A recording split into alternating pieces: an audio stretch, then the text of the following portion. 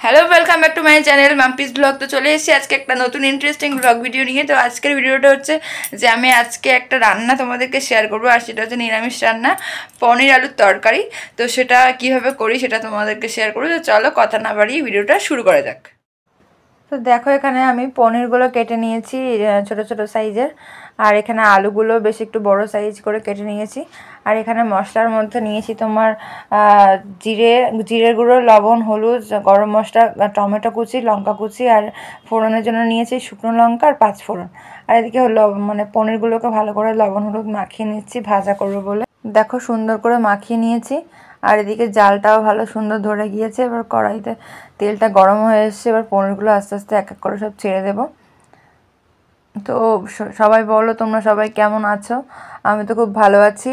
আর আমার ভিডিওটাতে তোমরা বেশি বেশি করে লাইক কমেন্ট করো, শেয়ার করো, সাপোর্ট করো।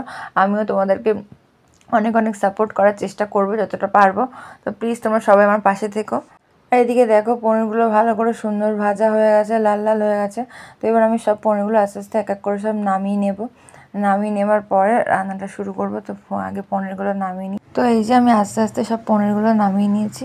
এবারে ফোড়নের জন্য যেটা রেখেছিলাম মানে 5 ফোড়ন আর শুকনো লঙ্কা একটা, সেটা দিয়ে দেবো। তারপরে দিয়ে দেবো টমেটো কুচি। তারপরে এটা দিয়ে দেবো লঙ্কা, যে 4টে লঙ্কা চিড়ে রেখেছিলাম সেই 4টে লঙ্কা দিয়ে দেবো। দিয়ে একটু ভালো করে নাড়াচাড়া করবো, যাতে টমেটোটা যতক্ষণ না মানে সিদ্ধ হয়ে যাচ্ছে, যতক্ষণ না নরম হয়ে যাচ্ছে ততক্ষণ নাড়াচাড়া করে নেব। তো এই যে নাড়াচাড়া করার পরে যে টমেটোগুলো ভালো সুন্দর সিদ্ধ হয়ে গেছে, তেলও ছেড়ে দিয়েছে। তারপরে যে আলুগুলো কেটে রেখেছিলাম সেই আলুগুলোর মধ্যে এক এক করে সব দিয়ে দেবো। দেওয়ার পরে আবার একটু হালকা হাতে সুন্দর করে নাড়াচাড়া করে নেব। নাড়াচাড়া করে নেওয়ার পরে এর মধ্যে লবণ আর হলুদ অ্যাড করব। তো লবণ হলুদ দেওয়ার পরে আবারও একটু ভালো করে নাড়াচাড়া করে নেব। নাড়াচাড়া করার পরে এর মধ্যে মানে যে জিরেটা রেখেছিলাম সেই জিরেটা দিয়ে দেব। দিয়ে ভালো করে কষিয়ে নিয়ে, তো এখানে ভালো করে কষানো হয়ে গেলে এর মধ্যে জল দিয়ে দেব। তো জল পরিমাণ মতো দিয়ে দিলাম। দিয়ে দেওয়ার পরে আমি একটা গামলা দিয়ে ঢেকে দেব।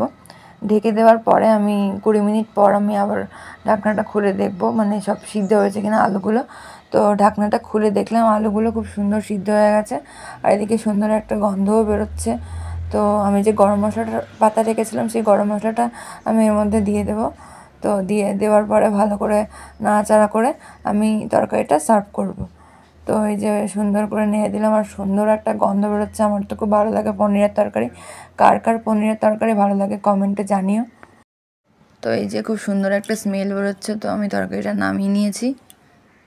তো বন্ধুরা ভিডিওটা ভালো লাগলে লাইক কমেন্ট শেয়ার করতে ভুলো না, আর অবশ্যই অবশ্যই পেজটাকে ফলো করে দিও, দিয়ে পাশে দেখো। টাটা।